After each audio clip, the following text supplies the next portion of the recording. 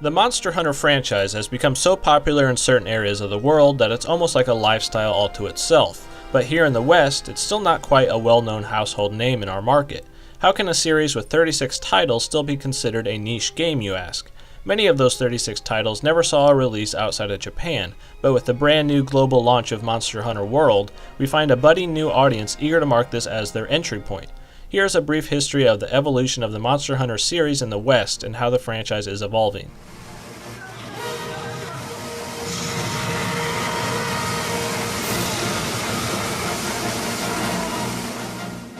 Capcom released the first Monster Hunter title on the PlayStation 2 in 2004. At the time, there were not too many other franchises that were similar to Monster Hunter's cooperation-focused third-person action style just about taking down one singular enemy. Most cooperative games not in the MMO sphere at the time were more about taking down large groups of enemies together. Monster Hunter's long-winded hunts along with some slightly unintuitive controls led to it not being a smash hit in America. Japan, however, was more willing at the time to put in the extra effort to learn the nuances of the game, and an online community was formed and the start of a phenomenon in that culture. A few years later, in 2006, the PlayStation Portable received an updated version of Monster Hunter called Monster Hunter Freedom. This title was based around the Japanese-only release of Monster Hunter G, which added in new features like subspecies for already existing monsters to add some variety to the hunts, along with a new elite hunting tier, the G-Rank Quest. Monster Hunter Freedom started to gain more notoriety in North America following this point because of the success of the PSP system, but in Japan it was taken to a whole nother level. Groups of players would travel across the city with their PSPs in hand in order to play with others in places like cafes and various other establishments. Monster Hunter Freedom added the portability to allow like-minded hunters to meet up and hunt together in a brand new way. In 2007, we get the first official sequel to Monster Hunter, and that's Monster Hunter Freedom 2 on the PSP again. This tightened up the overall gameplay to be less cumbersome, along with adding in new monsters, weapons, and downloadable quests and events. This was a general overall improvement, but strangely lacked the G-Rank quest that many players at this point had now grown to love in the last title. In 2009, we see the release of Monster Hunter Freedom Unite on the PSP. Freedom Unite made a big shift towards solo players by adding a feline companion system that we now know as palicos. This would not perfectly fill in the gap for real full-fledged hunters, but the palicos did provide some help for those either playing offline or with no friends with the title. This slight bump for solo players really helped bring in the North America audience, and Monster Hunter Freedom Unite becomes one of the most popular PSP titles on the system.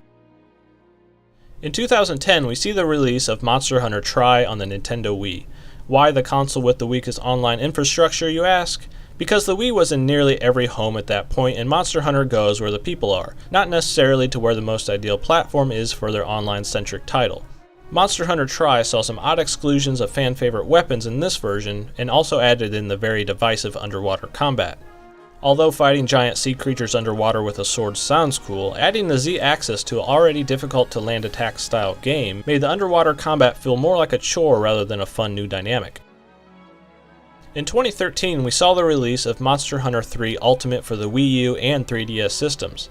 This was a very smart move to have these two titles crossplay because home console players could now interact with on-the-go 3DS players that were near any Wi-Fi hotspot.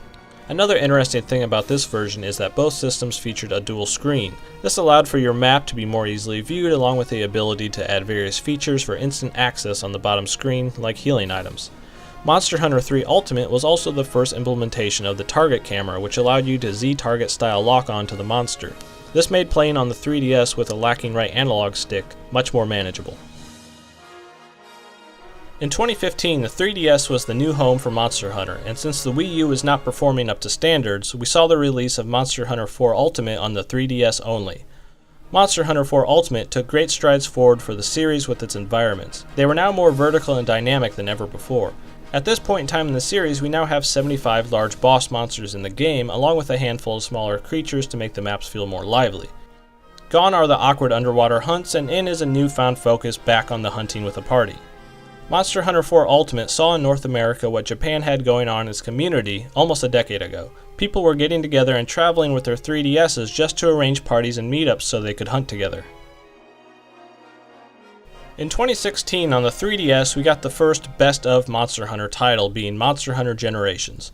This took you all around previous other areas and towns throughout the entire series, and added in a brand new feature, hunting styles. These hunting styles gave existing weapons a new way to play by adding in different activated skills that could do a variety of flashy moves.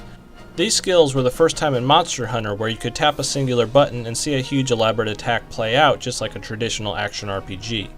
This feature was liked by many new fans, but saw mixed results from the die-hard players that think it made this methodical action RPG a little too flashy.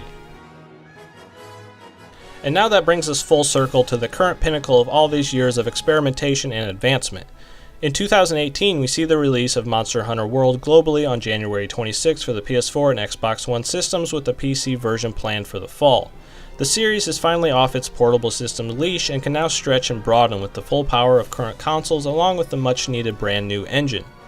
Monster Hunter World takes away the awkward loading screens between areas and gives a seamless and alive open map to hunt in. Greater focus is given to online play with the ability to launch flares mid-hunt that can call upon others to drop in and assist you. Monster Hunter World is the largest step the series has ever taken, and I can forgive the lack of enthusiasm for the previous titles often being trapped on awkward systems, but now there is no excuse. This game is finally on the platforms that feel like its intended home, where no corners needed to be cut and constraints to be made. The Monster Hunter series has sold over 40 million units over the years and has garnered a way of life in Japan along with a dedicated fan base worldwide. The series prides itself in core gameplay above all else and should be praised for its demanding yet rewarding gameplay style that leaves its intricacies for the players and community to discover. This has been Deadite from Boomstick Gaming, and hunt on!